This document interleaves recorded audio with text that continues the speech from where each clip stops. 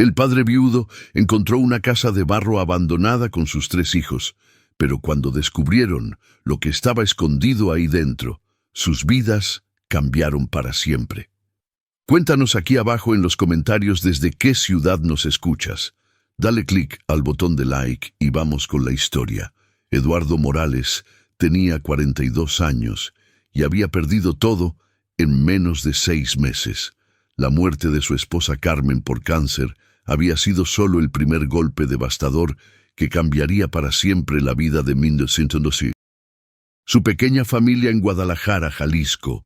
Ahora, mientras miraba el aviso de desalojo pegado en la puerta de su modesta casa de 2 habitaciones, sentía que el mundo se desmoronaba bajo sus pies. «Papá, ¿qué dice ese papel?», preguntó Sofía, su hija de 8 años, tirando suavemente de su camisa desgastada. Sus grandes ojos cafés, tan parecidos a los de Carmen, lo miraban con una mezcla de curiosidad e inquietud que le partía el corazón. Eduardo se agachó para estar a la altura de su pequeña, tratando de mantener la voz firme. «No es nada importante, mi amor, solo papeleos de adultos». Pero por dentro sabía que tenía solo 15 días para reunir 30,000 pesos de renta atrasada. Una cantidad imposible para un hombre que había perdido su trabajo en la fábrica automotriz 3 meses atrás. Mateo, de 12 años, se acercó con el ceño fruncido. A diferencia de Sofía, él había heredado la intuición aguda de su madre y podía leer entre líneas como un adulto. «Es sobre dinero, ¿verdad? Papá, van a quitarnos la casa». No era una pregunta. El pequeño Diego, de apenas 5 años, jugaba distraídamente con un cochecito de plástico roto en el patio de cemento, ajeno a la gravedad de la situación. Su risa infantil contrastaba dolorosamente con la tensión que envolvía a la familia. «Vengan acá los 3», dijo Eduardo, sentándose en el escalón de concreto frente a su casa. «Necesitamos hablar como familia». Los niños se reunieron a su alrededor. Sofía se acurrucó contra su costado, mientras Mateo se mantuvo de pie con los brazos cruzados, adoptando una postura protectora que era demasiado madura para su edad. Diego continuó jugando, pero Eduardo sabía que también estaba escuchando. «Desde que mamá se fue al cielo, las cosas han sido muy difíciles», comenzó Eduardo, eligiendo cuidadosamente sus palabras. «Papá ha estado buscando trabajo, pero aún no he encontrado algo que nos permita quedarnos aquí».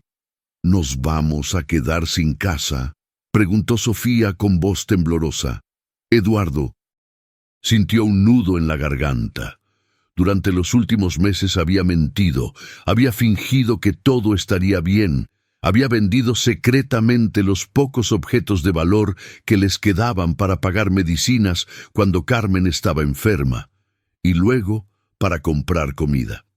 Ahora no tenía nada más que vender, ningún familiar que pudiera ayudarlos, ningún ahorrito escondido. «No lo sé, princesa», admitió finalmente.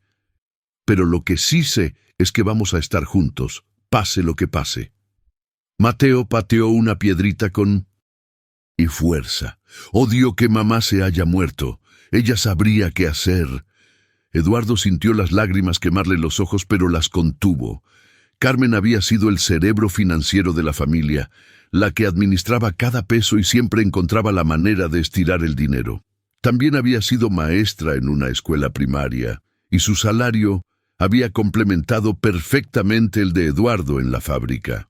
Juntos habían formado un equipo perfecto, pero ahora él se sentía completamente perdido, navegando solo en aguas tormentosas. «Mamá siempre decía que las familias fuertes pueden superar cualquier cosa», dijo Eduardo, recordando las palabras que Carmen repetía durante sus noches más difíciles en el hospital. «Y nosotros somos una familia fuerte». Los días siguientes fueron un torbellino de humillaciones. Eduardo había golpeado puertas buscando trabajo, había aceptado trabajos de un día cargando bultos en el mercado, había limpiado carros en semáforos, pero el dinero que ganaba apenas alcanzaba para comida básica. Los niños habían comenzado a comer solo una vez al día para estirar el presupuesto. La situación se volvió aún más desesperante cuando Sofía se enfermó con fiebre alta y Eduardo no tenía dinero para llevarla al doctor.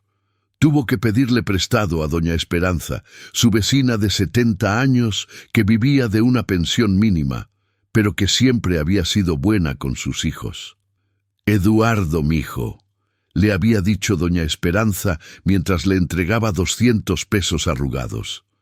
«Yo sé que eres un buen hombre y que estás haciendo tu mejor esfuerzo, pero los niños necesitan estabilidad. ¿Has pensado en otras opciones?» Eduardo sabía a qué se refería. Los servicios sociales. Dar a los niños en adopción temporal mientras él se reorganizaba. La idea lo llenaba de terror y vergüenza.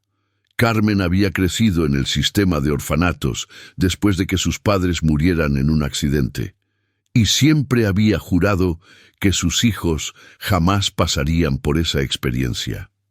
«No, señora Esperanza, vamos a encontrar una manera, siempre la hay».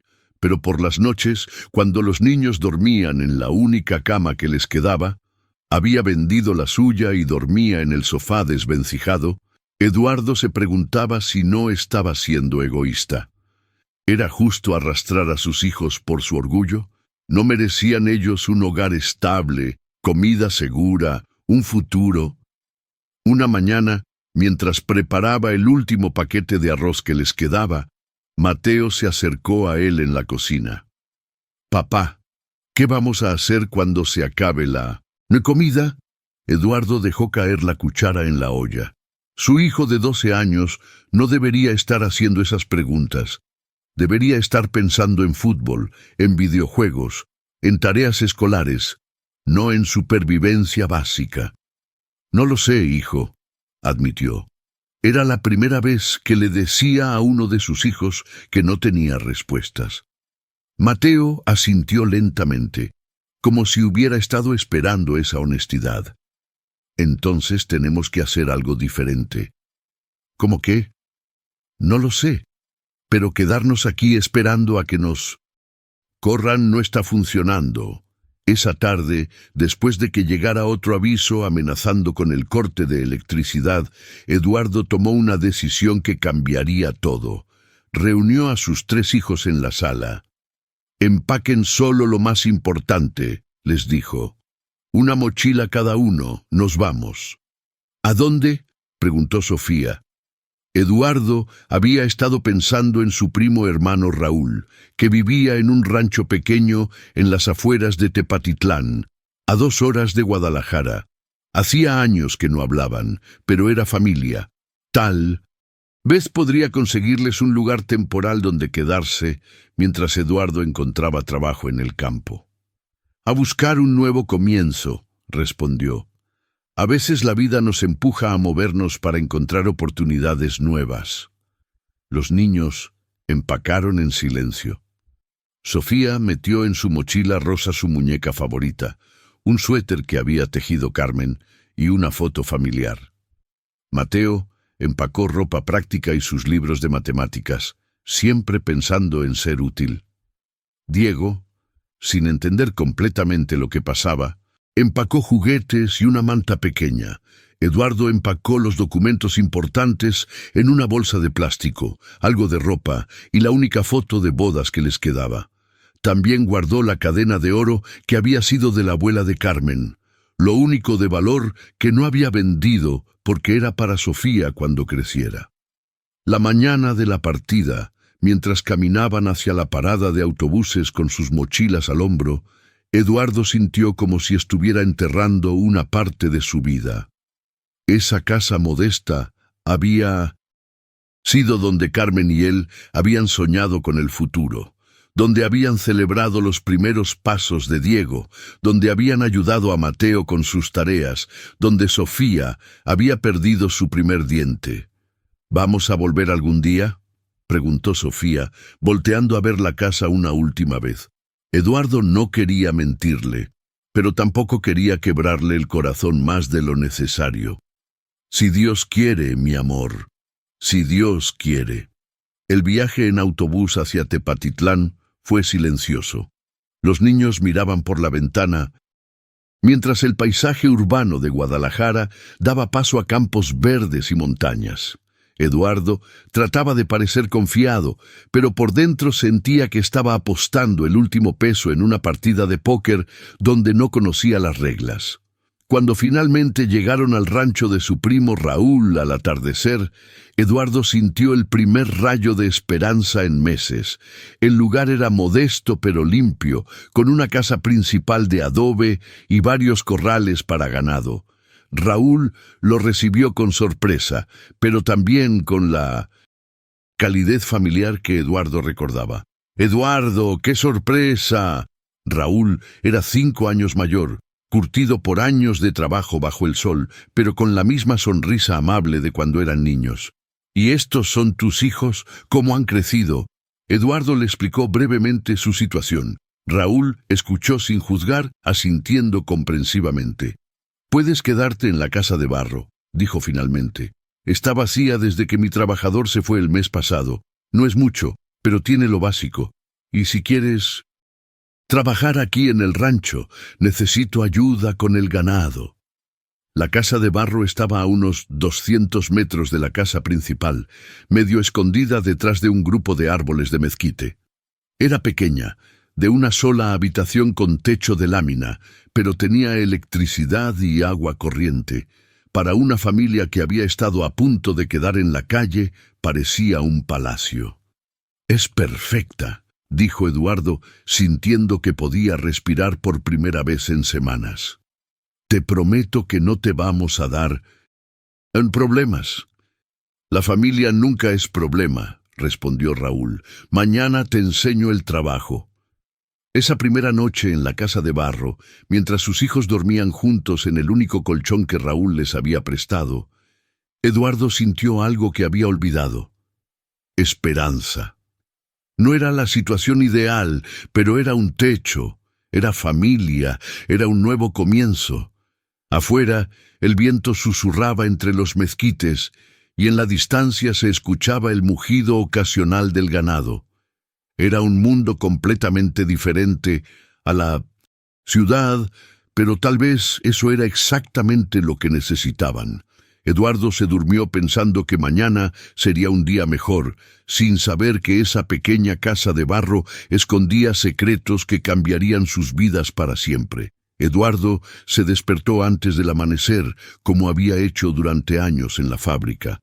Pero esta vez, en lugar del rugido de máquinas y el olor a aceite industrial, lo recibió el canto de gallos y el aroma fresco del campo. Sus hijos aún dormían profundamente, acurrucados juntos bajo las mantas que Raúl les había prestado. Se levantó cuidadosamente para no despertarlos y salió de la pequeña casa de barro. El aire matutino era fresco y limpio, muy diferente al smog de Guadalajara. Pudo ver la casa principal de Raúl a lo lejos, donde ya se veía humo saliendo de la chimenea. Mientras caminaba hacia allá, Eduardo notó algo extraño sobre su nueva vivienda temporal. La casa de barro parecía más antigua de lo que había pensado la noche anterior. Las paredes tenían un grosor inusual, y había detalles en la construcción que parecían de otra época. También observó que había una pequeña estructura anexa, como un cobertizo, que estaba cerrado con un candado viejo y oxidado. «Buenos días, primo», lo saludó Raúl desde la puerta de su cocina. «¿Café?» «Por favor», respondió Eduardo, agradecido por la hospitalidad. Se sentaron en la mesa de madera rústica mientras Raúl le servía café negro humeante y tortillas calientes. «¿Y qué tal durmieron?» «Sé que la casa de barro es básica, pero es sólida. Dormimos muy bien. Los niños estaban agotados por el viaje. Eduardo tomó un sorbo de café y sintió cómo el calor le llenaba el estómago vacío. Raúl, tengo que preguntarte algo. ¿De cuándo es esa casa? Se ve muy antigua. Raúl se acomodó en su silla y su expresión se volvió un poco más seria. La construyó mi abuelo Patricio en los años 40. Era un hombre muy trabajador, pero también muy reservado.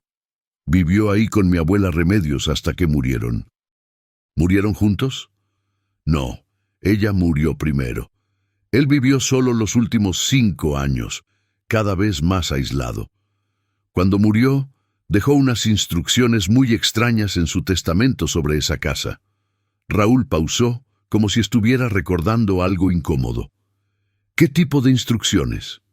Decía que la casa no se podía tocar por 20 años después de su muerte. No se podía demoler, no se podía renovar, no se podía vender. Mi padre respetó esa voluntad, aunque nunca entendió por qué.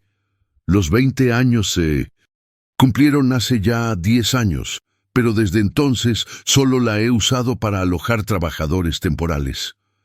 Eduardo sintió una curiosidad extraña. ¿Y el cobertizo de atrás? También está cerrado. Ese también lo construyó el abuelo Patricio. Siempre estuvo cerrado. Él era el único que tenía las llaves, y cuando murió, nunca las encontramos. Raúl se encogió de hombros. Probablemente solo están sus herramientas viejas.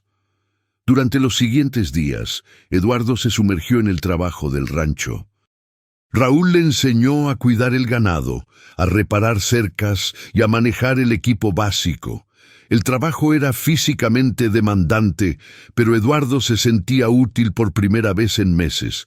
Raúl le pagaba un salario justo, y aunque no era mucho, era suficiente para comprar comida y productos básicos. Los niños se adaptaron sorprendentemente bien a la vida rural. Mateo encontró fascinante aprender sobre agricultura y ganadería, haciendo preguntas constantes sobre cada aspecto del trabajo. Sofía se enamoró de los pollos y se autoproclamó encargada de recolectar huevos cada mañana. Diego, el más pequeño, corría libre por los espacios abiertos, riendo mientras perseguía mariposas y exploraba cada rincón seguro del rancho. Pero fue Diego quien primero notó algo inusual sobre la casa de barro. «Papá», le dijo una tarde mientras Eduardo regresaba del trabajo, «la casa suena raro por las noches». «¿Cómo que suena raro, hijo?» «Como si hubiera alguien caminando arriba, pero no hay arriba». Eduardo sonrió, pensando que era la imaginación activa de un niño de 5 años. «Son solo los sonidos de la casa, Diego. Las casas viejas hacen ruidos». Pero esa noche, mientras estaba acostado en el pequeño sofá que usaba como cama, Eduardo también escuchó algo. No eran pasos exactamente, sino como un roce suave, como si alguien estuviera moviendo objetos pesados muy cuidadosamente. El sonido parecía venir del techo, pero la casa solo tenía un piso. Al día siguiente, decidió inspeccionar el exterior de la casa más cuidadosamente. Caminó alrededor de la estructura estudiando cada detalle. Las paredes de adobe eran increíblemente gruesas, mucho más de lo normal para una casa tan pequeña. También notó que había algunas irregularidades en la construcción, como si hubiera espacios ocultos. «Papá, ¿qué estás haciendo?», preguntó Sofía, acercándose con una canasta de huevos. «Solo mirando la casa, princesa. Es muy interesante la manera en que está construida». Mateo se unió a ellos, siempre curioso por proyectos técnicos. «Se ve como si las paredes fueran dobles», observó. «En la escuela estudiamos arquitectura colonial y algunas casas tenían paredes dobles para mantenerlas frescas». Eduardo miró a su hijo con orgullo. Mateo siempre había sido observador y inteligente, características que había heredado de Carmen. «Tienes razón. ¿Qué más notas?». Mateo caminó alrededor de la casa, estudiando cada ángulo como un pequeño arquitecto. El cobertizo también es raro. Está conectado a la casa por abajo, ¿ves? Como si fueran parte del mismo edificio. Eduardo siguió la mirada de su hijo y se dio cuenta de que tenía razón. El cobertizo no era una estructura separada, sino que parecía ser parte del diseño original de la casa. Había una continuación de los cimientos que conectaba ambas estructuras. ¿Y si exploramos?, sugirió Sofía con entusiasmo. Como los detectives en la televisión. No podemos entrar al cobertizo, está cerrado con candado, explicó Eduardo. Pero podemos buscar en la casa, insistió Mateo. A lo mejor hay pistas sobre por qué es tan rara. Esa tarde, después del trabajo, Eduardo decidió hacer una inspección más sistemática del interior de la casa con sus hijos. Empezaron midiendo las habitaciones desde adentro y luego comparando con las dimensiones exteriores. Efectivamente, había discrepancias significativas. «Papá, mira esto», dijo Mateo, golpeando suavemente una de las paredes interiores. «Suena hueco aquí, pero sólido acá». Eduardo escuchó atentamente. Su hijo tenía razón. Había secciones de la pared que producían un eco diferente cuando las golpeaban. «Es como si hubiera un cuarto secreto», susurró Sofía emocionada. «O un escondite», añadió Diego, que había visto suficientes caricaturas para conocer el concepto. Eduardo sintió una mezcla de curiosidad y precaución.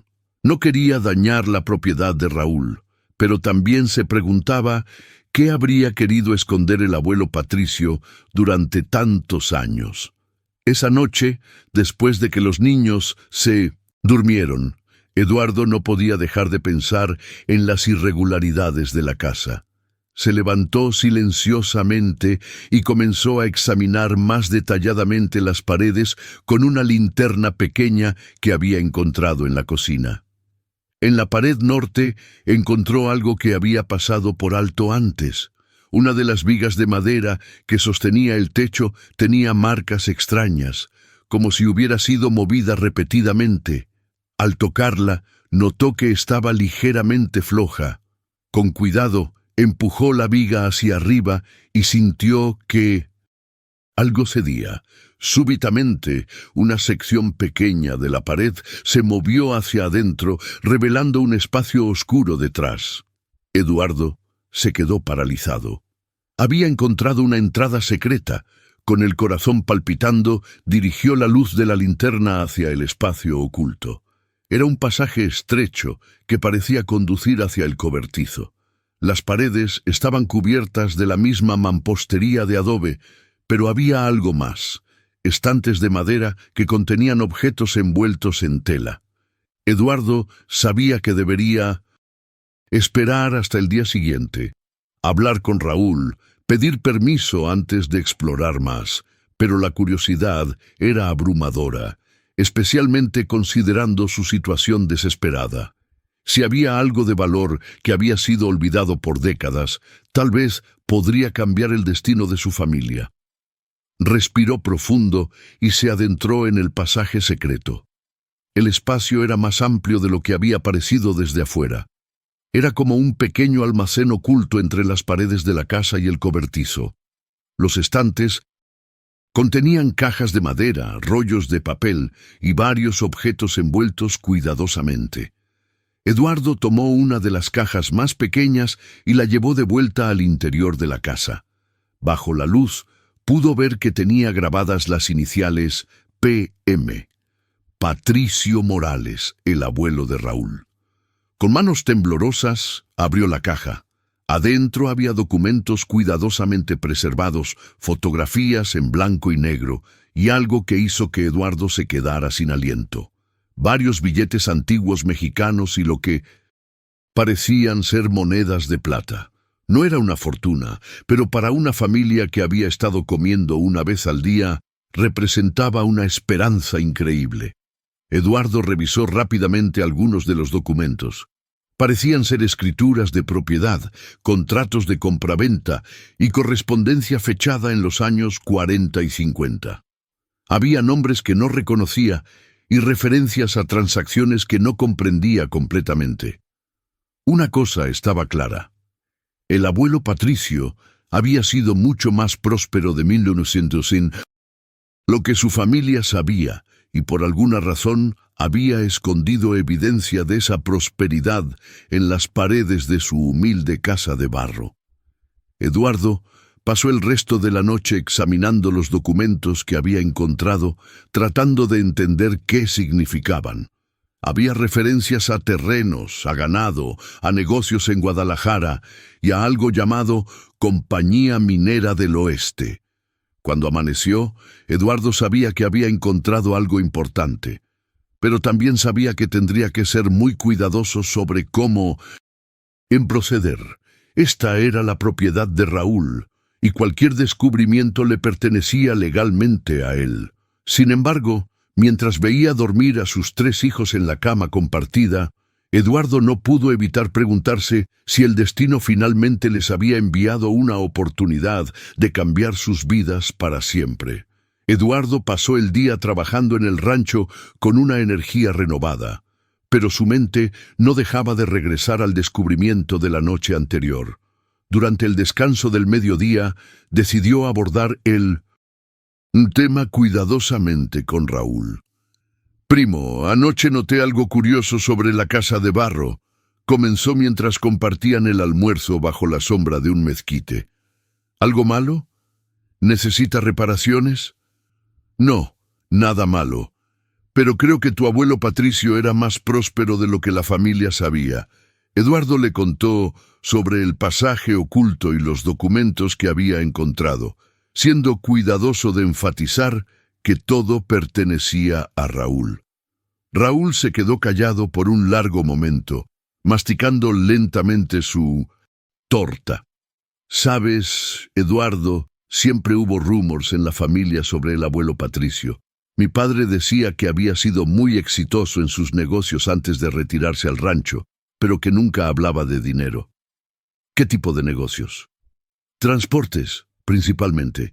Tenía varios camiones que llevaban mercancía entre Jalisco y otros estados. También criaba caballos de raza, no solo ganado común». Raúl pausó. «Pero cuando se retiró, vivía como si fuera un campesino pobre. Nunca entendimos por qué». Eduardo sintió que había más historia detrás de las acciones del abuelo Patricio. «¿Crees que podríamos investigar más? Con tu permiso, por supuesto». «Por supuesto. Si hay algo ahí que perteneció al abuelo, me gustaría saber qué es». «Pero Eduardo...» Raúl lo miró directamente a los ojos. «Sin importar lo que encontremos, tú y tus hijos se quedan aquí todo el tiempo que necesiten. Eres familia». Esa tarde, después del trabajo, Eduardo reunió a sus hijos y les contó sobre su descubrimiento. Los ojos de los niños se iluminaron con emoción y curiosidad. «¿Es como un tesoro de piratas?», preguntó Diego, saltando de emoción. «Es mejor que eso», dijo Mateo con seriedad. «Es historia real de nuestra familia». «¿Podemos ayudar a explorar?», preguntó Sofía. «Somos buenos para encontrar cosas». Eduardo sonrió. Sus hijos habían heredado la curiosidad natural de Carmen, quien siempre había disfrutado los misterios y los documentales de historia. «Podemos explorar juntos, pero con mucha cuidado. Y todo lo que encontremos pertenece al tío Raúl». Esa noche, la familia completa se adentró en el pasaje secreto. Eduardo había conseguido linternas mejores, y Raúl también se unió a la exploración. Lo que encontraron superó todas sus expectativas. El espacio oculto era mucho más grande de lo que había parecido inicialmente. Se extendía no solo hacia el cobertizo, sino que también tenía ramificaciones que corrían debajo de parte del terreno circundante. Era como un pequeño búnker subterráneo que había sido cuidadosamente camuflado. «Dios mío», susurró Raúl al ver la magnitud del espacio. El abuelo construyó todo esto en secreto. Había docenas de cajas de madera, cada una marcada con iniciales y fechas. También había baúles metálicos, varios archiveros, y lo que parecía ser un pequeño taller con herramientas especializadas.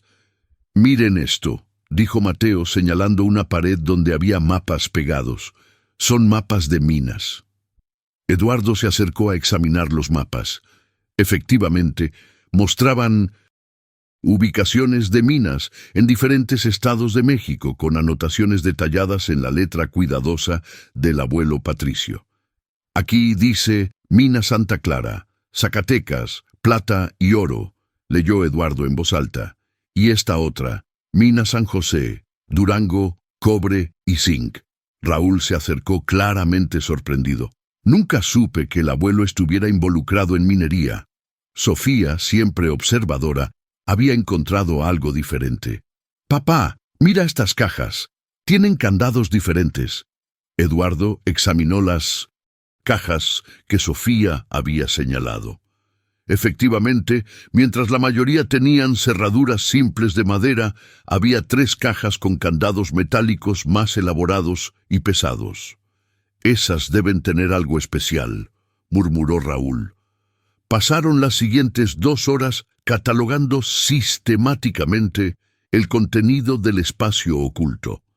Encontraron escrituras de propiedades en varios estados, documentos de constitución de una empresa minera, correspondencia comercial que se extendía por décadas, fotografías de operaciones mineras y equipos de transporte, libros de contabilidad meticulosamente mantenidos y algo que hizo que Eduardo sintiera un escalofrío de emoción: certificados de acciones de empresas que aún existían.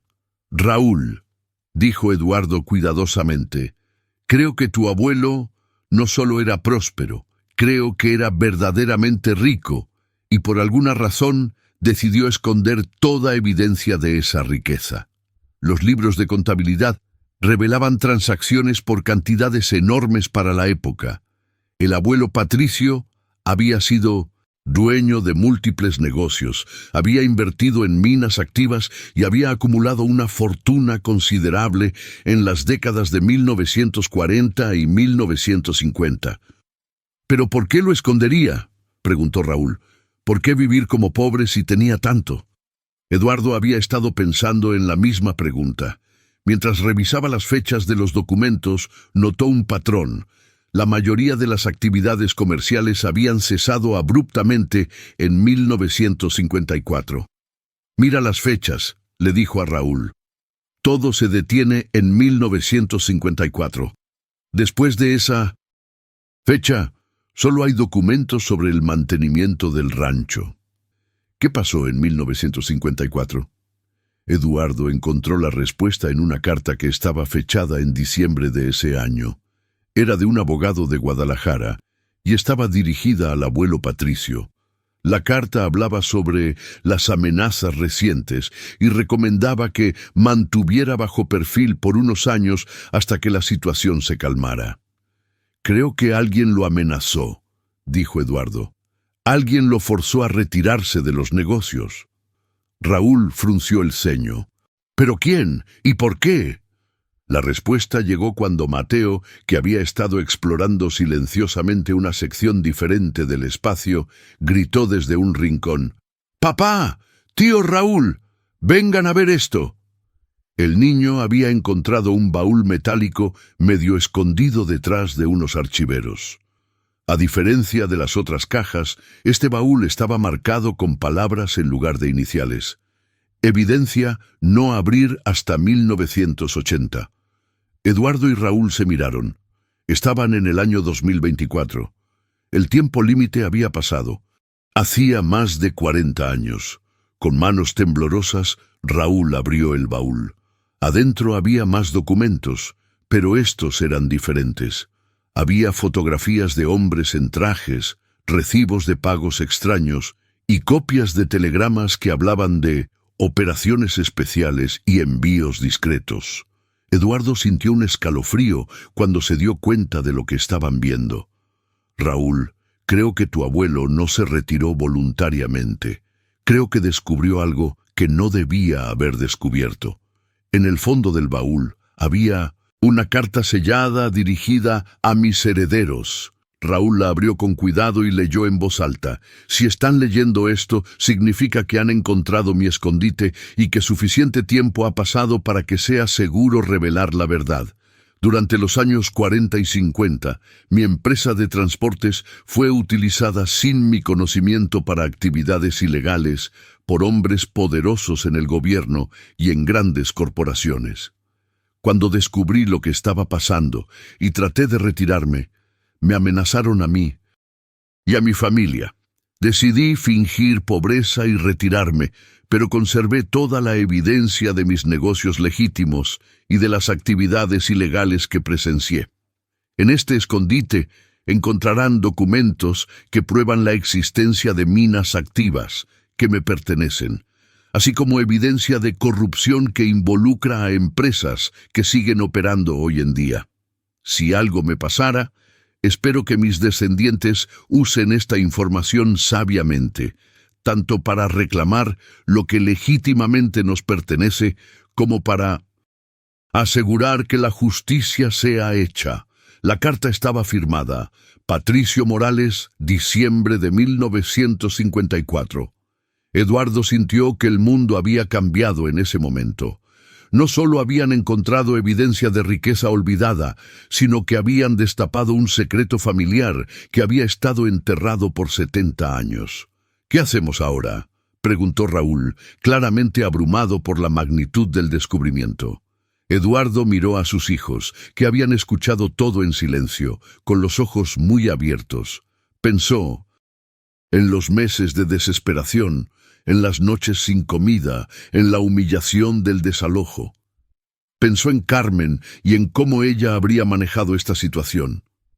Ahora, dijo finalmente, investigamos todo cuidadosamente, y si realmente le pertenece a tu familia, reclamamos lo que es justo.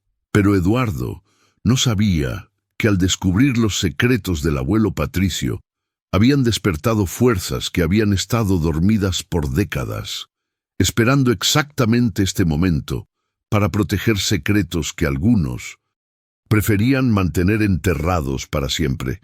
Los siguientes días fueron un torbellino de investigación y descubrimientos. Eduardo y Raúl habían decidido trabajar sistemáticamente a través de todos los documentos encontrados, catalogando cada pieza de evidencia y verificando qué información seguía siendo válida después de tantas décadas. Mateo, con su mente analítica, había creado un sistema para organizar los hallazgos. Había separado los documentos en categorías: propiedades, empresas mineras, cuentas bancarias y lo que llamaba documentos misteriosos, aquellos que parecían relacionados con las actividades ilegales mencionadas en la carta del abuelo Patricio. «Papá, mira esto», dijo Mateo una tarde, sosteniendo un certificado de acciones amarillento. «Dice que el bisabuelo Patricio tenía acciones de la Compañía Minera del Oeste. Busqué en Internet en la biblioteca del pueblo, y esa empresa todavía existe».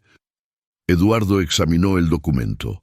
Efectivamente, el abuelo Patricio había sido dueño de 15.000 acciones de una empresa que, según la investigación de Mateo, ahora era una operación minera multimillonaria. «¿Qué significa eso?», preguntó Sofía, que siempre quería entender todo lo que hacían los adultos. «Significa», explicó Raúl lentamente, «que si esas acciones todavía son válidas, mi familia podría ser dueña de una parte muy valiosa de esa compañía».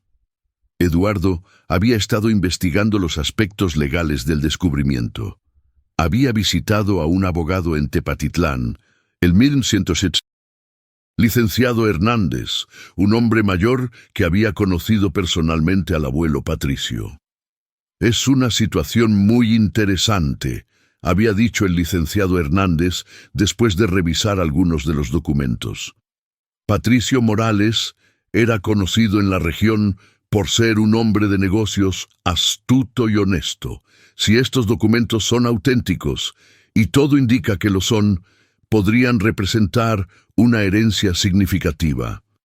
«¿Pero cómo procedemos?», había preguntado Eduardo. «Cuidadosamente», había respondido el abogado. «Cuando hay grandes cantidades de dinero involucradas, especialmente dinero que ha estado perdido por décadas, siempre aparecen personas que reclaman derechos sobre eso». Como si el licenciado Hernández hubiera sido profético, esa misma tarde, Eduardo recibió una visita inesperada en el rancho. Había acabado de terminar su trabajo diario cuando vio un auto negro lujoso acercándose por el camino de tierra. Era completamente fuera de lugar en el ambiente rural, y Eduardo sintió inmediatamente que algo no estaba bien. Del auto salieron dos hombres vestidos con trajes caros, pero mal adaptados al clima caluroso de la región. Uno era alto y delgado, con lentes de sol que no se quitó a pesar de que ya estaba atardeciendo. El otro era más bajo y robusto, con una sonrisa que no llegaba a sus ojos. «¿Eduardo Morales?», preguntó el hombre alto. «Soy yo. ¿En qué puedo ayudarlos?» «Somos representantes de un grupo de inversionistas interesados en la propiedad histórica de la familia Morales», dijo el hombre bajo, entregándole una tarjeta elegante que simplemente decía «Consultores Empresariales Occidentales». «Entendemos que recientemente han estado excavando en el pasado». Eduardo sintió un escalofrío. ¿Cómo sabían estos hombres sobre su descubrimiento? Habían sido muy discretos, solo habían hablado con el abogado local y habían mantenido el hallazgo en secreto. «No estoy seguro de entender de qué hablan», respondió cuidadosamente. El hombre alto se quitó los lentes de sol, revelando ojos fríos y calculadores. «Señor Morales, sabemos que han encontrado ciertos documentos relacionados con Patricio Morales. Estamos aquí para hacer una oferta generosa por cualquier material que pudiera interferir con operaciones comerciales actuales». «¿Qué tipo de oferta?». El hombre bajo abrió un maletín y extrajo un sobre grueso. 50,000 pesos, en efectivo, ahora mismo. A cambio, nos entregan todos los documentos relacionados con las empresas mineras de 1906. Patricio Morales, y olvidan que alguna vez existieron. Eduardo miró el dinero. Era más de lo que había ganado en todo el año anterior. Para una familia que había estado al borde de la indigencia, representaba seguridad inmediata. Pero algo en la actitud de estos hombres le decía que había mucho más en juego de lo que estaban admitiendo. «¿Y si no acepto?». Los dos hombres intercambiaron miradas. La sonrisa del hombre bajo se desvaneció completamente. «Señor Morales», dijo el hombre alto, «usted tiene una familia joven, 3 hijos hermosos. Sería una pena que algo interrumpiera su nueva vida pacífica aquí en el campo». No era una amenaza directa, pero el mensaje era claro. Eduardo sintió que la sangre se le helaba en las venas. «Necesito tiempo para pensarlo», dijo, tratando de mantener la voz firme. «Por supuesto», respondió el hombre bajo, retomando su sonrisa falsa. «Pero no demasiado tiempo. Volveremos mañana por la tarde por su respuesta». Los hombres regresaron a su auto negro y se alejaron, dejando una nube de polvo y un ambiente de amenaza palpable. Eduardo encontró a Raúl en el establo y le contó sobre la visita. Su primo escuchó con expresión cada vez más preocupada. «Eduardo, esto confirma lo que sospechábamos. Si esos documentos no valieran nada, nadie vendría hasta acá a hacer ofertas. Pero también significa que estamos en peligro. Amenazaron indirectamente a mis hijos». Raúl asintió gravemente. «Mira, primo, si quieres tomar el dinero y olvidarte de todo esto, lo entiendo perfectamente. Tienes que proteger a tus hijos. Eduardo pasó esa noche sin dormir, dando vueltas en su mente a todas las posibilidades. Podría tomar los 50,000 pesos y salir corriendo con sus hijos. Era suficiente dinero para establecerse en otra ciudad, encontrar trabajo, empezar realmente de nuevo. Pero también sabía que si estos hombres estaban dispuestos a pagar tanto dinero por hacer desaparecer los documentos, probablemente valían mucho más. Además, había algo fundamentalmente injusto en permitir que los mismos tipos de hombres que habían amenazado al abuelo Patricio 70 años atrás siguieran saliendo victoriosos. A la mañana siguiente, Eduardo reunió a sus hijos y les explicó la situación de manera apropiada para su edad. «Unos hombres vinieron ayer y quieren comprar los papeles que encontramos», les dijo. «Están ofreciendo dinero, pero creo que esos papeles valen más. También creo que si se los damos, estaremos ayudando a gente mala. Como los villanos en las películas», dijo Diego, que todo lo interpretaba a través de sus caricaturas favoritas. «Algo así, hijo». Mateo, siempre el más maduro, hizo la pregunta que Eduardo había estado temiendo. «¿Pero si no les damos los papeles, nos van a lastimar?» Eduardo miró a su hijo de 12 años, que había tenido que crecer demasiado rápido en los últimos meses. «No voy a permitir que nadie los lastime, pero tampoco voy a permitir que nos intimiden para hacer algo incorrecto». «¿Qué vamos a hacer entonces?», preguntó Sofía. Eduardo había estado pensando en eso toda la mañana. «Vamos a conseguir ayuda. Vamos a encontrar a las personas correctas que puedan protegernos y ayudarnos a hacer lo correcto con esos documentos». El licenciado Hernández había mencionado a un colega suyo en Guadalajara, un especialista en derecho minero que también tenía experiencia con casos de corrupción. Eduardo decidió que era hora de escalar la situación. Pero primero necesitaban asegurar la evidencia. Esa mañana, Eduardo y Raúl hicieron copias de todos los documentos más importantes y las escondieron en 3 ubicaciones diferentes. Si algo les pasaba, al menos la evidencia sobreviviría. Cuando llegó la tarde y el auto negro regresó al rancho, Eduardo estaba preparado. Los 2 hombres salieron del vehículo con la misma actitud intimidante del día anterior, pero esta vez no estaban solos. Eduardo vio que había un tercer hombre que se quedó en el auto, y también notó que había otro vehículo estacionado en la carretera principal como respaldo. «Señor Morales», dijo el hombre alto, «esperamos que haya tomado la decisión correcta». «La he tomado», respondió Eduardo, manteniendo la voz firme a pesar de que su corazón latía aceleradamente. «No acepto su oferta». La expresión del hombre bajo se endureció inmediatamente. «Esa es una decisión muy tonta, señor Morales». «Tal vez, pero es mi decisión». El hombre alto dio un paso hacia Eduardo, invadiendo su espacio personal de manera agresiva. «¿Entiende lo que está rechazando? ¿Entiende las consecuencias?» «Entiendo que ustedes necesitan esos documentos más de lo que yo necesito su dinero», respondió Eduardo. «Y eso me dice que estoy tomando la decisión correcta». Los 2 hombres se miraron entre sí. Claramente no habían esperado resistencia. «Muy bien», dijo el hombre bajo, «pero recuerde que se lo advertimos. Lo que pase ahora es responsabilidad suya». Después de que se fueron, Eduardo sintió al mismo tiempo alivio y terror. Había tomado su posición, pero sabía que la verdadera batalla apenas estaba comenzando. Esa noche llamó al especialista en derecho minero de Guadalajara y programó una reunión para el día siguiente. También habló con el licenciado Hernández sobre medidas de protección legal. «Eduardo», le había dicho el abogado local, «creo que has hecho lo correcto, Pero también creo que necesitas ayuda profesional. Estos no son hombres de negocios normales.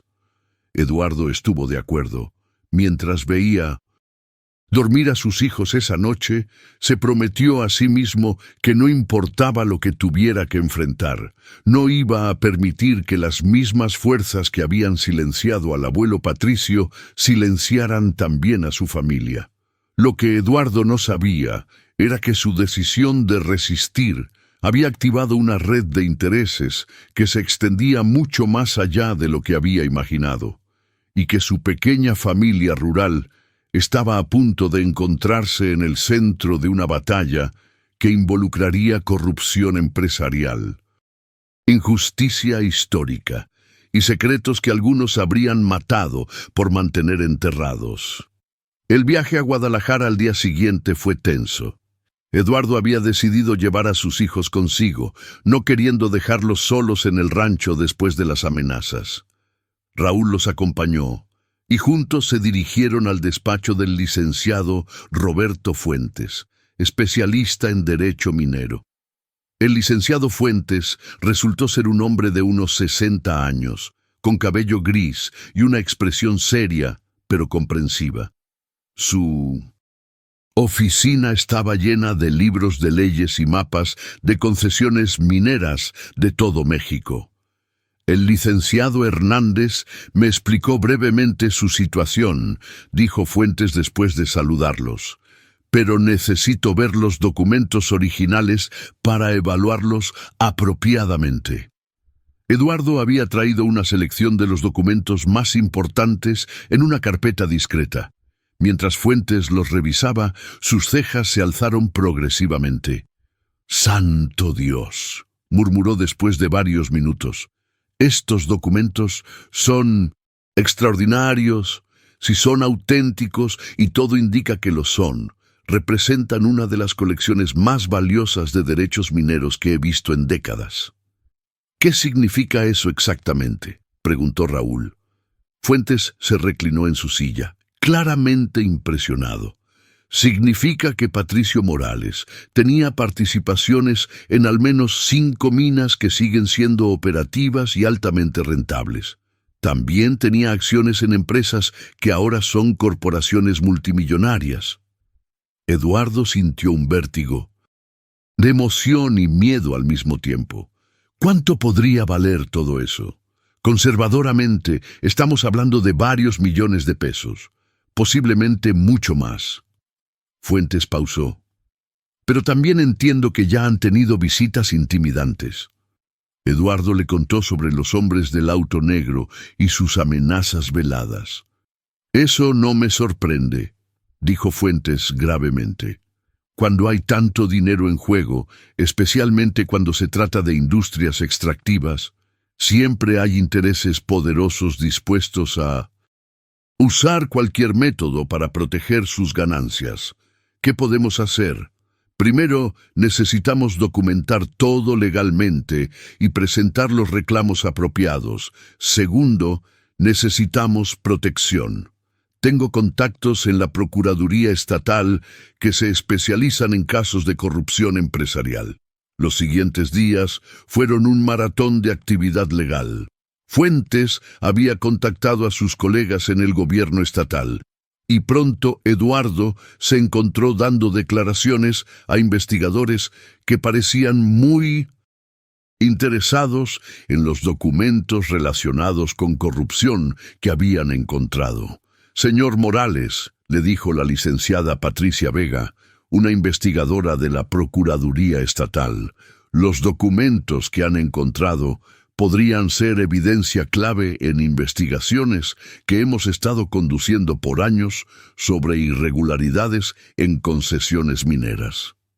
Eduardo se sintió aliviado al saber que había autoridades legítimas interesadas en hacer justicia. Pero también se dio cuenta de que esto significaba que su familia estaba ahora en el centro de una investigación gubernamental mayor. Mientras tanto, los niños se habían quedado con Raúl en una casa segura que el licenciado Fuentes había recomendado en Guadalajara. Eduardo hablaba con ellos por teléfono 2 veces al día, tratando de mantenerlos tranquilos a pesar de la situación cada vez más complicada. «Papá, ¿cuándo vamos a volver a casa?», preguntó Sofía durante una de esas llamadas. «Pronto, princesa. Papá está resolviendo cosas importantes, no que van a hacer que nuestra vida sea mejor». «¿Los hombres malos van a volver?», preguntó Diego con la franqueza típica de un niño de 5 años. Eduardo sintió un nudo en la garganta. «No voy a permitir que nadie los lastime, les prometo». Pero mantener esa promesa se volvió más difícil cuando la situación escaló dramáticamente. 3 días después del encuentro con las autoridades estatales, Eduardo recibió una llamada que lo heló hasta los huesos. «Eduardo», era la voz tensa de Raúl. «Vinieron hombres al rancho anoche. No eran los mismos de antes. Estos eran más profesionales. ¿Qué querían? Buscaron en la casa de Barro, la destrozaron completamente. También amenazaron a doña Esperanza, mi vecina, preguntándole dónde estás». Eduardo sintió una oleada de furia y miedo. Estos criminales habían involucrado a una anciana inocente en su conflicto. «¿Doña Esperanza está bien?». «Está asustada pero ilesa». Pero Eduardo también pasó algo más. Encontraron algunas de las copias que habíamos escondido en el establo. Eduardo cerró los ojos, sintiendo como si el mundo se tambaleara. Habían perdido parte de su evidencia y ahora los criminales sabían exactamente qué tipo de documentos tenían. «Hay más», continuó Raúl. «Esta mañana encontré un mensaje clavado en mi puerta. Dice que si no entregas todos los documentos originales en una semana, van a empezar a lastimar a gente inocente». Eduardo le contó inmediatamente a la licenciada Vega sobre esta escalada. Su respuesta fue tanto alentadora como aterrorizante. «Esto confirma que estamos en el camino correcto», dijo. «Pero también significa que necesitamos acelerar la investigación y proporcionarle protección policial formal». «¿Protección policial?». «Sí, vamos a asignarle guardias de seguridad las 24 horas. Pero también necesitamos que usted y su familia testifiquen formalmente ante un gran jurado la próxima semana». Eduardo se dio cuenta de que no había vuelta atrás. Su familia se había convertido en testigos clave en una investigación federal sobre corrupción que aparentemente se extendía por décadas. Esa noche, en la casa segura, Eduardo reunió a sus hijos para explicarles la nueva situación. «Chicos, las cosas se han vuelto un poco más complicadas», comenzó. «Los hombres malos están muy enojados porque descubrimos sus secretos. Pero las personas buenas, la policía y los jueces nos van a proteger». Mateo, siempre analítico, hizo la pregunta que Eduardo había estado evitando. «Papá, ¿vale la pena en todo esto? ¿No sería más fácil devolverles los papeles y mudarnos lejos?». Eduardo miró a su hijo de 12 años, que había demostrado una madurez increíble durante toda esta crisis. Era la misma pregunta que Eduardo se había hecho a sí mismo cientos de veces en los últimos días. «Hijo, hace 70 años, unos hombres malos amenazaron a tu bisabuelo Patricio y lo forzaron a esconder la verdad.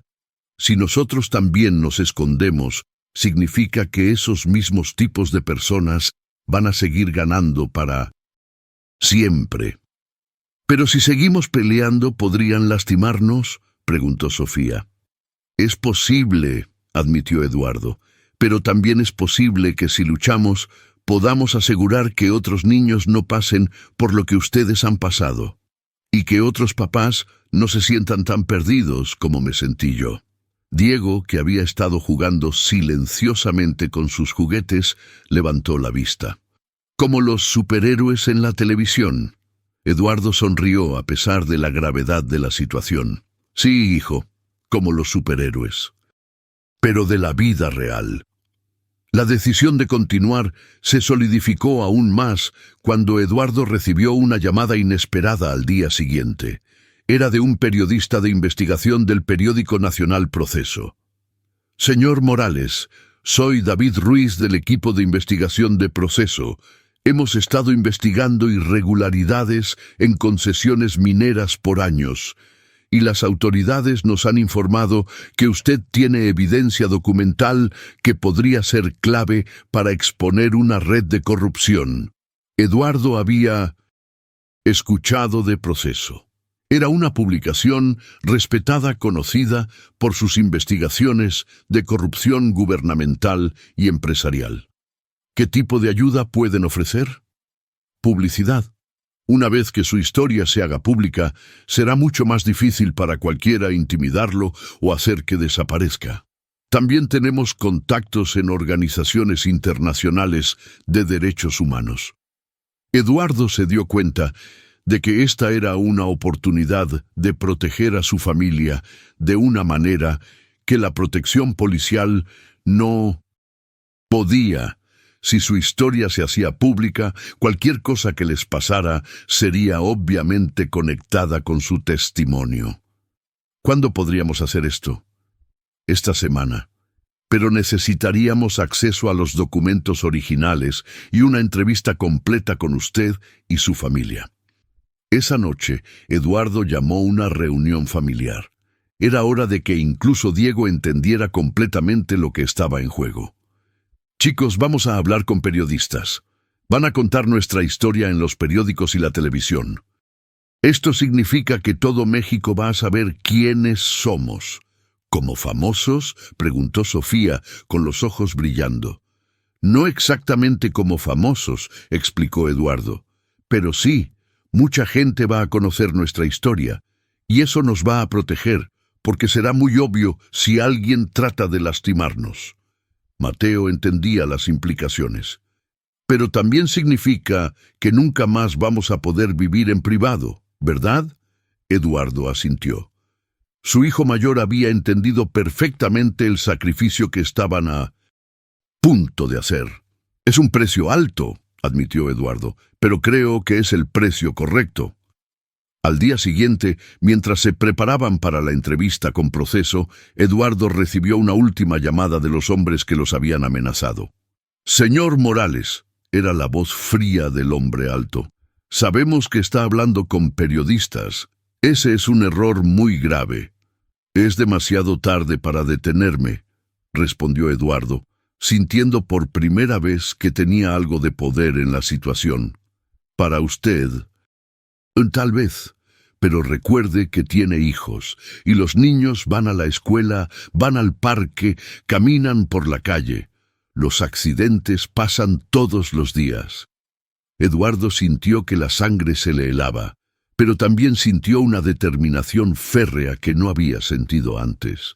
Si algo les pasa a mis hijos, dijo con una voz que no reconoció como suya, voy a dedicar el resto de mi vida a destruir a cada persona involucrada en esto, y ahora tengo los recursos y los aliados para hacerlo. Hubo un silencio largo, del otro lado de la línea. Esto no ha terminado, dijo finalmente el hombre antes de colgar. Eduardo sabía que tenía razón. La batalla apenas estaba comenzando, pero por primera vez desde la muerte de Carmen, se sentía como si estuviera luchando por algo más grande que su propia supervivencia. Estaba luchando por la justicia, por el futuro de sus hijos, y por la memoria de un bisabuelo que había sido silenciado, pero nunca derrotado. La entrevista con Proceso estaba programada para el día siguiente, y Eduardo sabía que una vez que se publicara no habría vuelta atrás. Su familia estaría permanentemente en el centro de una tormenta que podría durar años.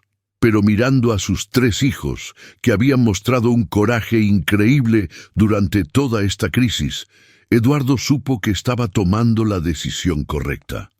Carmen habría estado orgullosa. La entrevista con David Ruiz de Proceso se llevó a cabo en una suite de hotel bajo estrictas medidas de seguridad. Eduardo había llegado con sus 3 hijos y una carpeta que contenía las fotografías y copias más importantes de los documentos del abuelo Patricio. David Ruiz resultó ser un hombre de unos 40 años, con una expresión seria pero compasiva. Había traído consigo a una fotógrafa y a un especialista en autenticación de documentos. «Señor Morales», comenzó Ruiz después de las presentaciones iniciales, «quiero que entienda la magnitud de lo que estamos a punto de hacer. Una vez que publiquemos esta historia, su vida va a cambiar. Para siempre». «Ya ha cambiado», respondió Eduardo. «La pregunta es si va a cambiar para mejor o para peor». La entrevista duró casi 4 horas. Eduardo relató toda la historia desde la pérdida de su casa en Guadalajara hasta el descubrimiento en la casa de Barro y las amenazas posteriores. Los niños también participaron, contando sus experiencias de manera apropiada para su edad. «Papá dice que somos como superhéroes», dijo Diego cuando Ruiz le preguntó cómo se sentía sobre la situación. «Estamos ayudando a atrapar a los malos».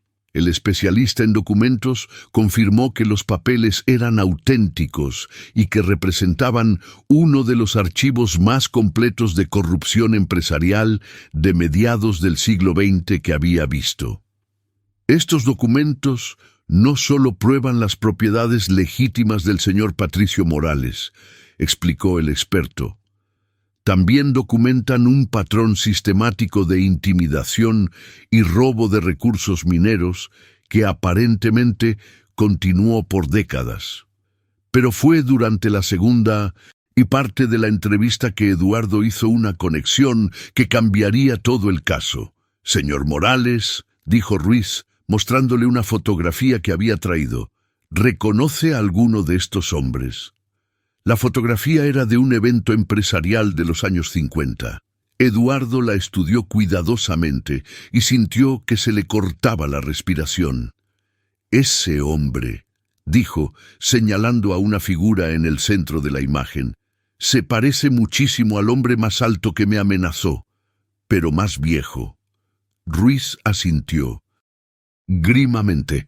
Se llama Aurelio Mendoza. En los años 50 era un empresario menor, involucrado en concesiones mineras. Ahora es el presidente de Occidental Mining Consortium, una de las empresas mineras más grandes de México». «¿Y el hombre que me amenazó?» «Probablemente su hijo, Aurelio Mendoza Jr., quien maneja las operaciones especiales de la empresa familiar». Eduardo se dio cuenta de que la conexión era aún más profunda de lo que había imaginado. No se trataba solo de documentos antiguos, sino de una empresa familiar que había estado protegiendo secretos durante generaciones. «Esto explica por qué están tan desesperados por recuperar los documentos», continuó Ruiz. «Si la información que ustedes encontraron se hace pública, podría no solo costarles millones en reparaciones y multas, sino también enviar a miembros de la familia Mendoza a prisión». Esa tarde, después de la entrevista, Eduardo recibió apoyo desde una fuente completamente inesperada. La licenciada Carmen Delgado, una abogada de derechos humanos de la Ciudad de México, lo contactó después de haber sido informada sobre el caso por Proceso. «Señor Morales, represento a un grupo de familias que han perdido sus tierras debido a concesiones mineras ilegales durante los últimos 20 años. Su evidencia podría ser clave para nuestros casos».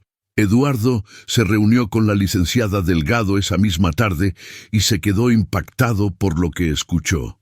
«Los documentos que ustedes encontraron documentan el origen de un patrón de corrupción que ha continuado hasta hoy», explicó Delgado. «Tenemos casos de familias enteras que han sido desplazadas de sus tierras, amenazadas y en algunos casos han desaparecido cuando trataron de resistir». «¿Cuántas familias?» «Documentadas, al menos 60 familias en 5 estados. Probablemente muchas más que nunca denunciaron por miedo». Eduardo sintió un peso enorme en sus hombros.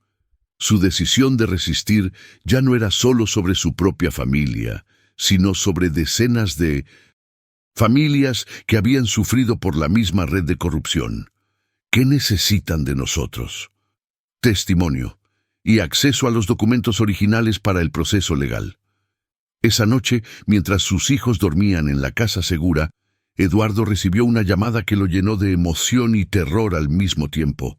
Era el licenciado Fuentes. Eduardo, tengo noticias importantes.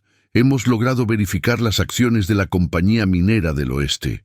Son válidas y basándose en las valuaciones actuales de la empresa, valen aproximadamente 12 millones de pesos. Eduardo se sentó pesadamente. 12 millones de pesos. Era más dinero del que había soñado tener alguna vez. Pero hay más, continuó Fuentes. También hemos confirmado la propiedad de las tierras mineras. Si los reclamos son exitosos, estamos hablando de una herencia total que podría superar los 50 millones de pesos. Eduardo se quedó en silencio por un largo momento. 50 millones de pesos representaban seguridad económica total para sus hijos, universidad garantizada, una casa propia, todo lo que Carmen y él habían soñado para su familia.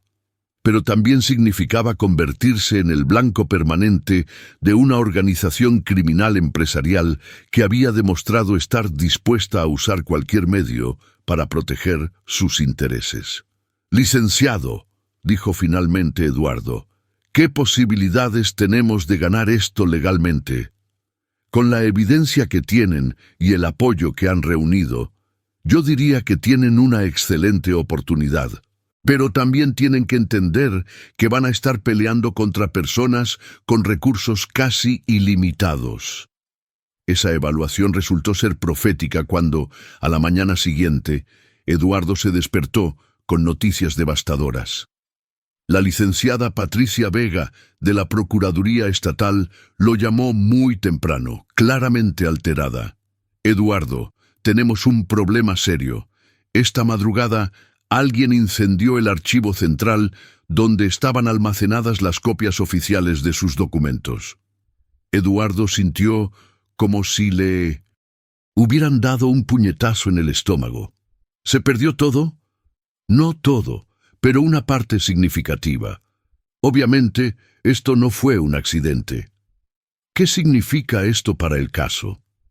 Significa que van a tratar de argumentar que no hay evidencia suficiente, pero también significa que estamos en el camino correcto. La gente no quema archivos gubernamentales a menos que tengan mucho que esconder. Más tarde ese mismo día, Eduardo recibió otra llamada que confirmó sus peores temores. Era doña Esperanza, la anciana vecina del rancho de Raúl, y estaba llorando. Eduardo, mijo, vinieron hombres a mi casa esta mañana. Dijeron que si no te convenzo de que pares con todo esto, van a quemar mi casa conmigo adentro. Eduardo sintió una oleada de furia que casi lo cegó. Habían amenazado directamente a una mujer de 70 años que no tenía nada que ver con el conflicto. Doña Esperanza, no se preocupe, vamos a protegerla. No, mi hijo, yo no quiero protección. Yo quiero que sepas que no me van a usar para chantajearte. Haz lo que tengas que hacer. Esta vieja no le tiene miedo a nadie. La valentía de doña Esperanza le dio a Eduardo una nueva determinación, pero también le hizo ver que el círculo de personas en peligro se estaba expandiendo rápidamente. Esa tarde, Eduardo tomó una decisión que cambiaría definitivamente el rumbo del conflicto. Llamó una conferencia de prensa. «Voy a hacer público todo», le dijo a David Ruiz por teléfono. «Todos los documentos, todas las amenazas, todos los nombres. Si van a jugar sucio, vamos a asegurarnos de que todo México sepa quiénes son y qué han estado haciendo. ¿Está seguro? Una vez que haga eso, no habrá manera de negociar o retroceder». Eduardo miró a sus 3 hijos, que estaban jugando tranquilamente en el rincón de la habitación del hotel, ajenos a la magnitud de la decisión que su padre estaba a punto de tomar. Estoy seguro. Carmen siempre me decía que cuando sabes que algo es correcto, tienes que hacerlo sin importar el costo. La conferencia de prensa se programó para 2 días después. Eduardo sabía que una vez que se llevara a cabo, su familia estaría permanentemente en el ojo público, pero también sabía que esa visibilidad podría ser su mejor protección. Mientras se preparaba para el evento que definiría el resto de sus vidas, Eduardo recibió un último mensaje de los hombres de Occidental Mining Consortium.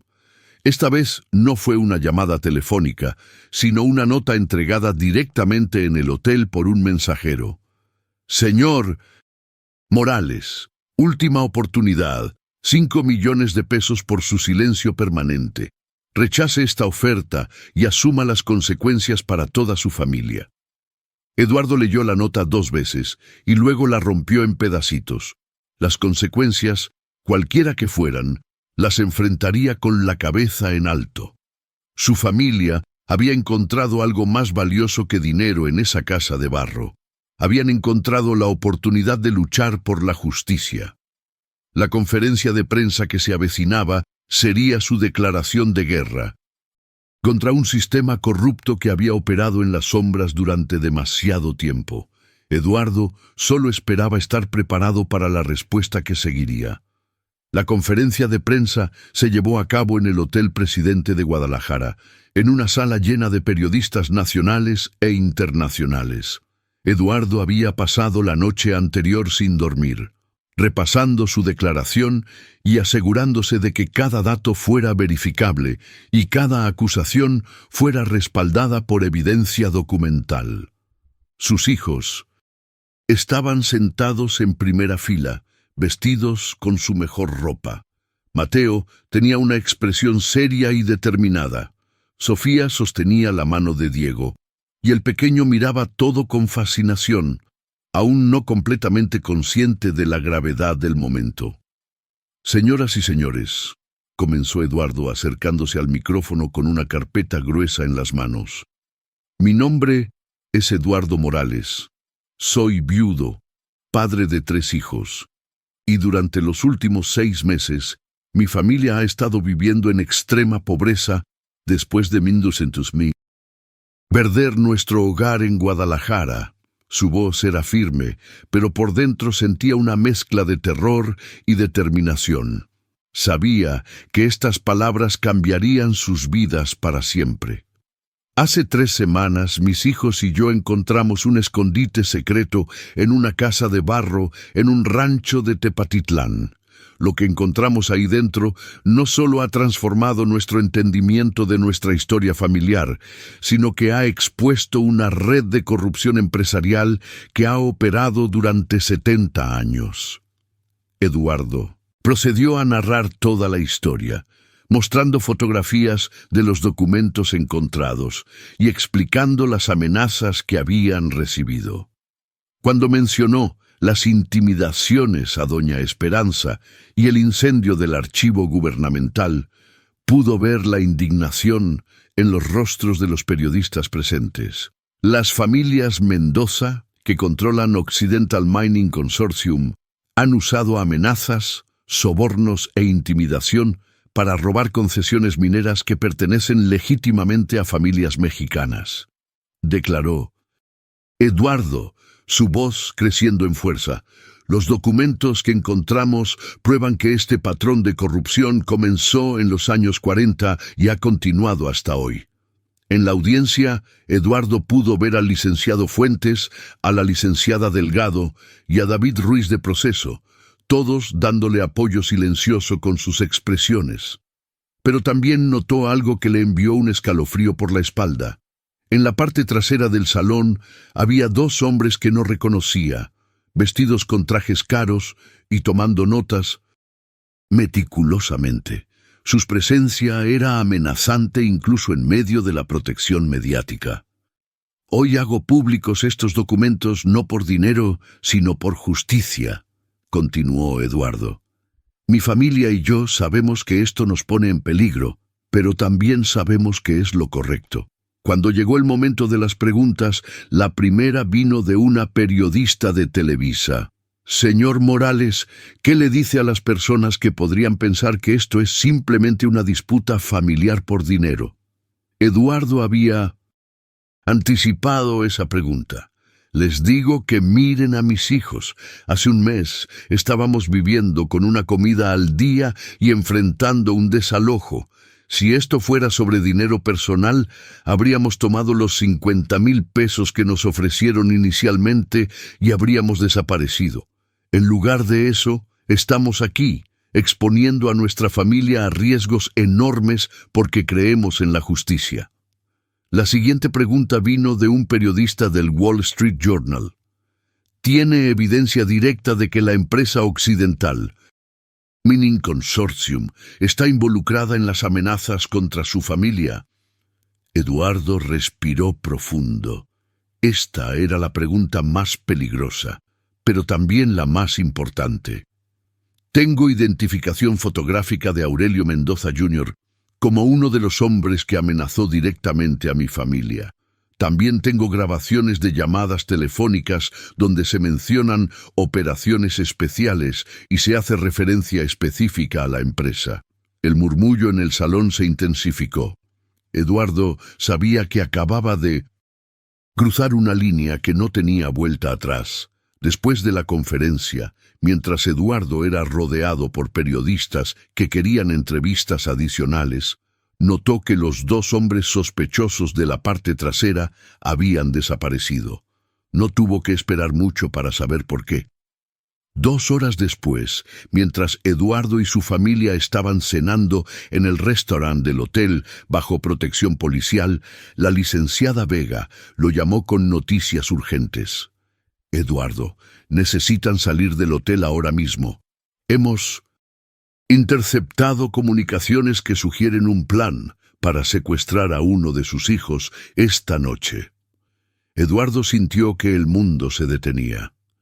¿Qué tipo de comunicaciones? Interceptaciones telefónicas. Alguien está coordinating un operativo para esta noche. Ya tenemos vehículos blindados esperándolos en el sótano del hotel. Los siguientes minutos fueron un borrón de actividad desesperada. Eduardo reunió a sus hijos y sus pocas pertenencias, mientras oficiales de policía encubiertos los escoltaron por pasillos traseros del hotel hasta el estacionamiento subterráneo. «Papá, ¿qué está pasando?», preguntó Sofía, claramente asustada por la urgencia súbita. «Solo un cambio de planes, princesa. Vamos a un lugar más seguro». Los trasladaron a una casa segura en las afueras de Guadalajara, una propiedad gubernamental discreta, protegida por guardias armados, las 24 horas. Era cómoda, pero Eduardo se dio cuenta de que ahora eran efectivamente prisioneros de su propia protección. Esa noche, mientras sus hijos dormían en una habitación custodiada, Eduardo recibió una llamada que cambió todo el caso. Era David Ruiz de Proceso, y su voz estaba llena de emoción. «Eduardo, su conferencia de prensa ha desatado una avalancha. Tenemos llamadas de familias de todo México que tienen historias similares, pero más importante, tenemos algo más». «¿Qué cosa?» «Un testigo, alguien que trabajó para Occidental Mining Consortium durante 20 años y que está dispuesto a testificar sobre todo lo que vio». Eduardo sintió una oleada de esperanza. «¿Quién es?» «Se llama Miguel Santos. Era contador principal de la empresa hasta el año pasado, cuando fue despedido después de hacer preguntas incómodas sobre ciertas transacciones. Ha estado esperando la oportunidad de hablar y su conferencia se la dio». La reunión con Miguel Santos se organizó para el día siguiente en un lugar ultra secreto. Santos resultó ser un hombre de unos 50 años, obviamente nervioso, pero determinado. «Señor Morales», dijo, Santos, después de las presentaciones, he visto su historia en las noticias y tengo que decirle que todo lo que usted está diciendo es cierto y es solo la punta del iceberg. Santos procedió a revelar detalles que dejaron a Eduardo sin aliento. Occidental Mining Consortium no solo había usado intimidación y amenazas contra familias como la suya, sino que también había sobornado funcionarios gubernamentales, falsificado documentos oficiales y en al menos 3 casos había estado involucrado en la desaparición de activistas que se oponían a sus operaciones. ¿Tiene evidencia de esto?, preguntó la licenciada Delgado, que también estaba presente en la reunión. Santos sacó una USB de su bolsillo. 20 años de archivos digitales, correspondencia interna, registros financieros, grabaciones de reuniones, todo. Eduardo se dio cuenta de que Santos acababa de entregarles la evidencia que podría destruir completamente a Occidental Mining Consortium.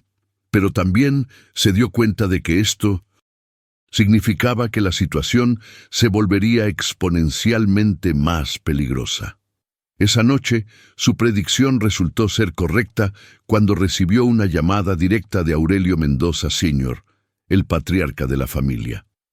«Señor Morales», la voz era anciana, pero llena de autoridad y amenaza.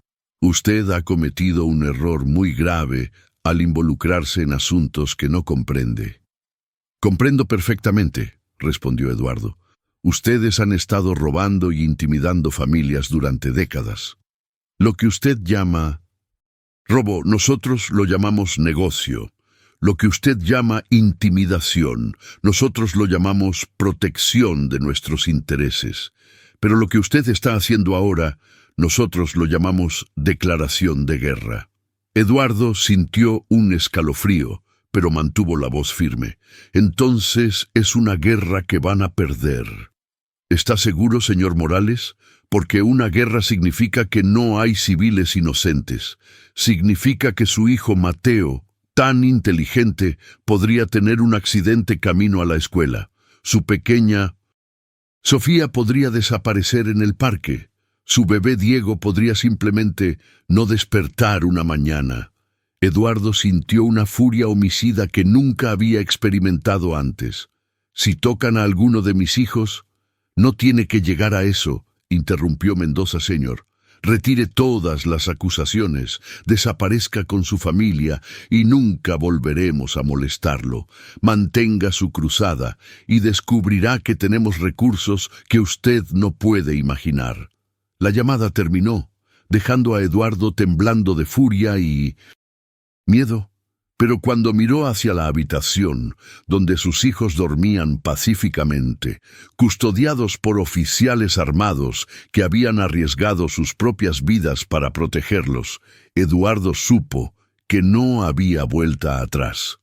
Al día siguiente, entregó la evidencia de Miguel Santos a las autoridades federales y coordinó una segunda conferencia de prensa donde reveló las nuevas amenazas y la evidencia adicional. «Los Mendoza creen que pueden intimidar a mi familia para proteger su imperio criminal», declaró Eduardo ante las cámaras. «Están equivocados. Mi familia y yo vamos a ver esto hasta el final sin importar las consecuencias». Mientras hablaba, Eduardo sabía que acababa de firmar una declaración de guerra contra una de las organizaciones criminales más poderosas de México, pero también sabía que tenían la evidencia, los aliados y la determinación para ganar. La batalla final estaba a punto de comenzar. Los siguientes días fueron un torbellino de actividad legal que cambió el panorama del caso de manera dramática. La evidencia proporcionada por Miguel Santos había desencadenado investigaciones federales simultáneas en 5 estados, y los medios nacionales e internacionales cubrían el caso las 24 horas del día. Eduardo se despertó una mañana en la casa segura para encontrarse con que su historia había aparecido en la portada de The Wall Street Journal con el titular Mexican Mining Empire Built on Decades of Corruption and Intimidation. «Papá, salimos en el periódico». «Americano», dijo Mateo, mostrándole el artículo en una tablet que uno de los guardias les había prestado. «¿Qué dice?», preguntó Sofía, acercándose para ver. Eduardo tradujo los puntos principales del artículo, que detallaban no solo su caso, sino también el patrón más amplio de corrupción que las investigaciones habían revelado. Según el periódico, al menos 12 empresas internacionales estaban revaluando sus tratos con Occidental Mining Consortium. «Eso significa que los estamos ganando». «¿Verdad, papá?», preguntó Diego con la lógica simple de un niño de 5 años. «Eso significa que la verdad está saliendo a la luz», respondió Eduardo. «Pero aún no hemos ganado». La realidad de esas palabras se hizo evidente cuando la licenciada Vega lo llamó esa tarde con noticias mixtas. «Eduardo, tengo buenas y malas noticias. Las buenas. La Procuraduría General de la República ha emitido órdenes de arresto para Aurelio Mendoza Jr. y 3 de sus asociados por amenazas e intimidación. También han congelado las cuentas bancarias principales de Occidental Mining Consortium.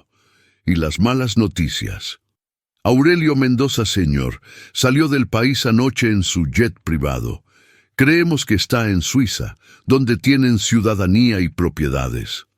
También han contratado a uno de los bufetes de abogados más poderosos de México para pelear el caso». Eduardo sintió una mezcla de satisfacción y preocupación. Habían logrado hacer que los Mendoza sintieran suficiente presión como para huir, pero también sabía que pelear contra un bufete de alto nivel sería extremadamente difícil. Sin embargo, el apoyo público que habían recibido superó todas sus expectativas. Esa tarde, Eduardo recibió una visita completamente inesperada en la casa segura. La licenciada Carmen Delgado llegó acompañada de una mujer mayor que Eduardo no reconoció. «Eduardo, quiero presentarte a alguien muy especial», dijo Delgado.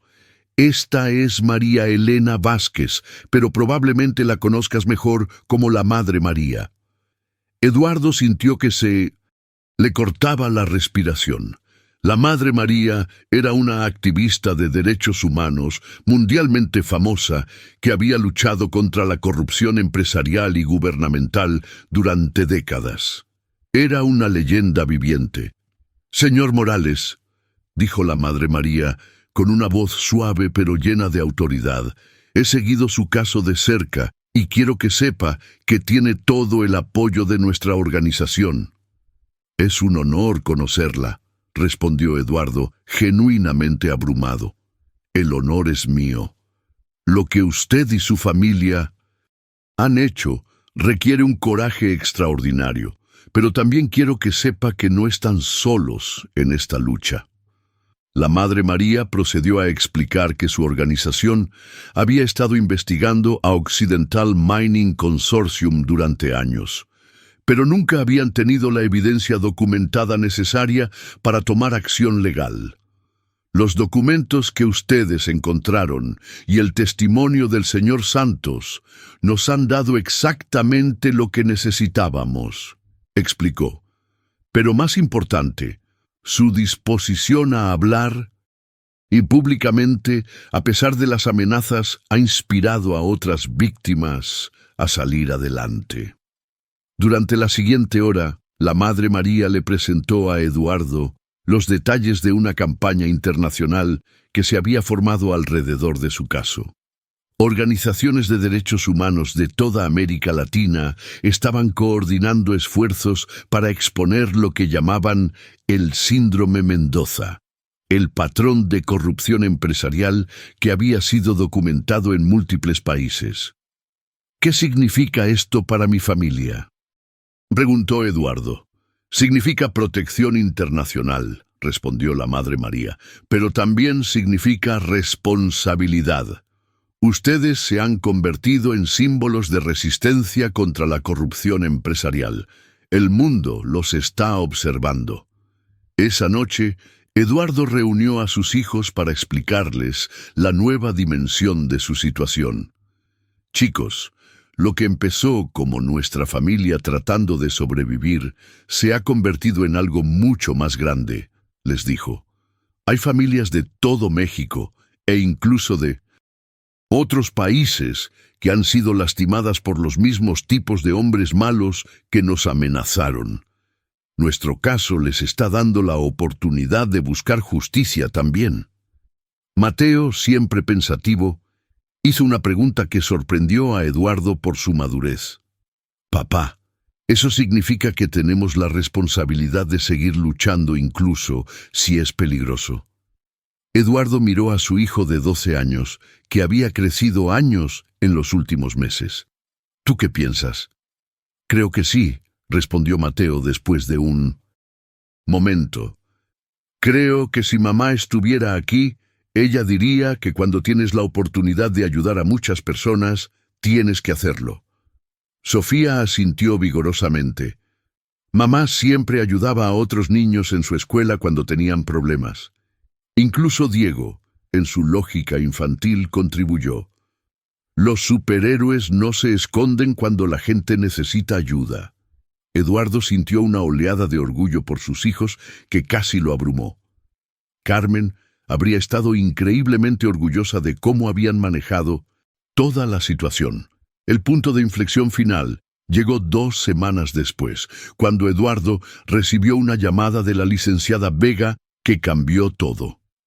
Eduardo, ¿estás sentado? Tengo noticias que van a cambiar tu vida. ¿Qué pasó? El Tribunal Federal acaba de emitir su fallo preliminar sobre los derechos de propiedad. Han reconocido oficialmente que los documentos del abuelo Patricio son válidos y que la familia de Raúl tiene derechos legítimos a las propiedades mineras.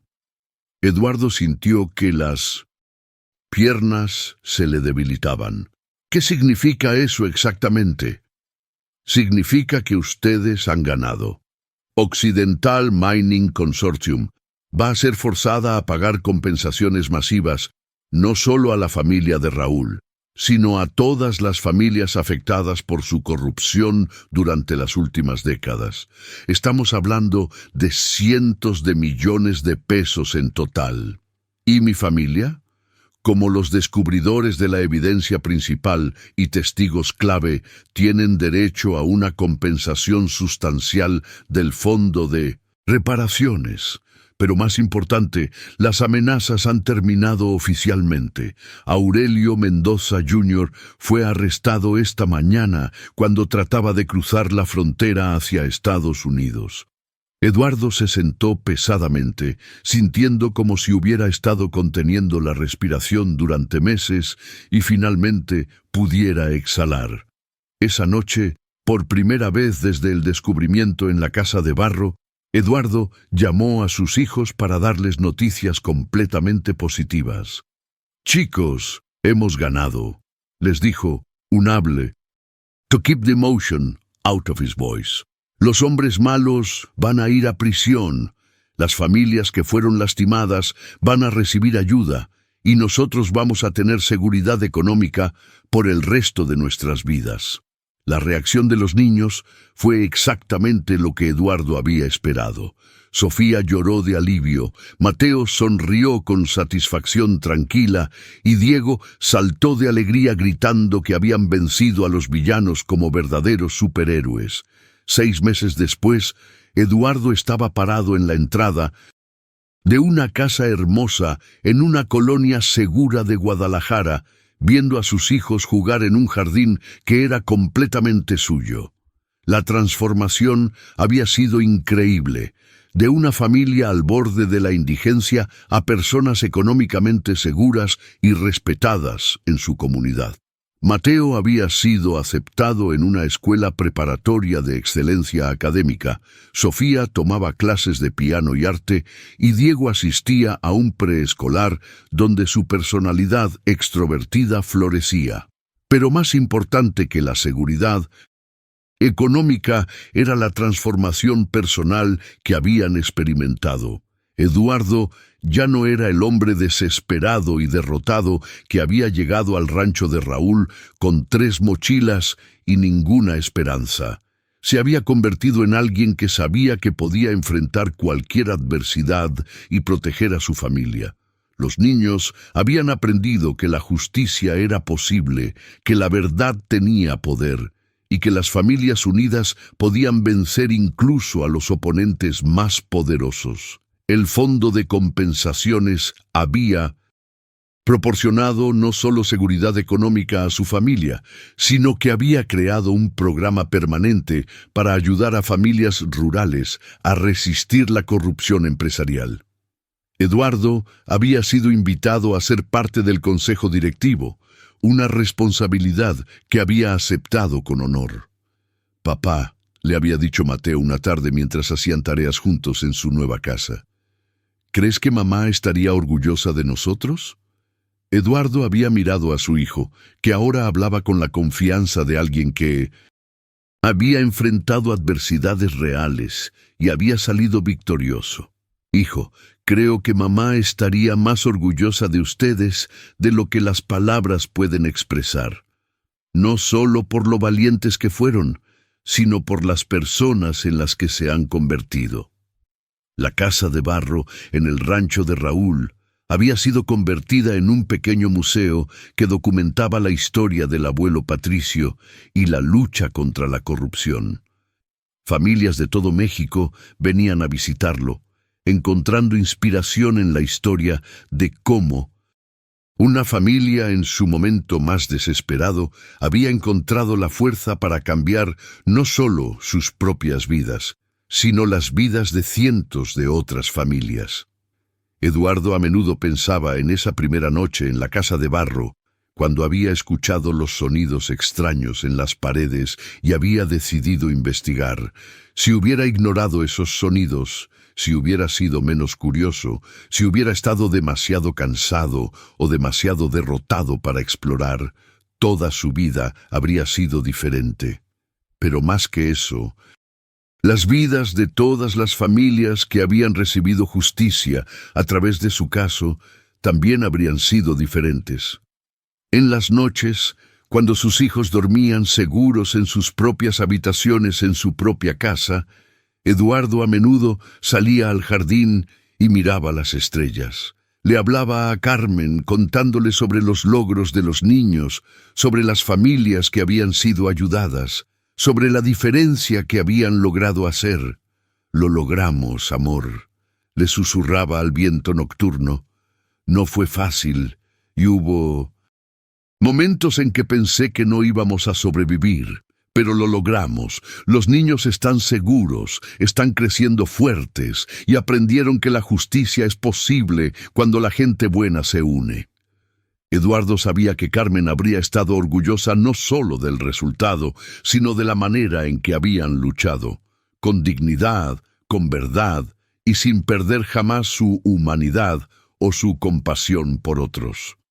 La historia que había comenzado en una casa humilde de barro se había convertido en una leyenda de esperanza que inspiraría a familias durante generaciones, y lo más importante de todo, había demostrado que incluso en los momentos más oscuros, cuando todo parece perdido, el destino puede tener planes que van mucho más allá de lo que podemos imaginar. Eduardo Morales ya no era solo un padre tratando de sobrevivir.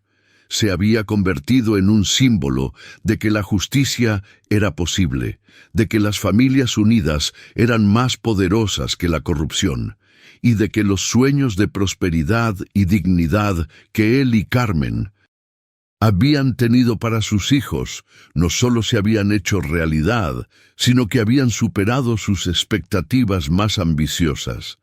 La casa de barro había guardado sus secretos por 70 años, esperando exactamente a la familia correcta en el momento correcto para revelar verdades que cambiarían muchas vidas para siempre.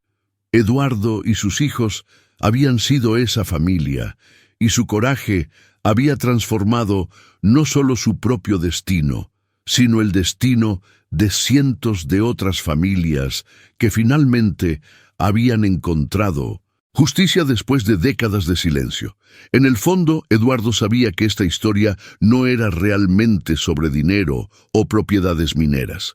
Era sobre el poder del amor familiar, la importancia de defender lo correcto y la verdad fundamental de que cuando las personas buenas se niegan a ser intimidadas, la justicia siempre encuentra una manera de prevalecer.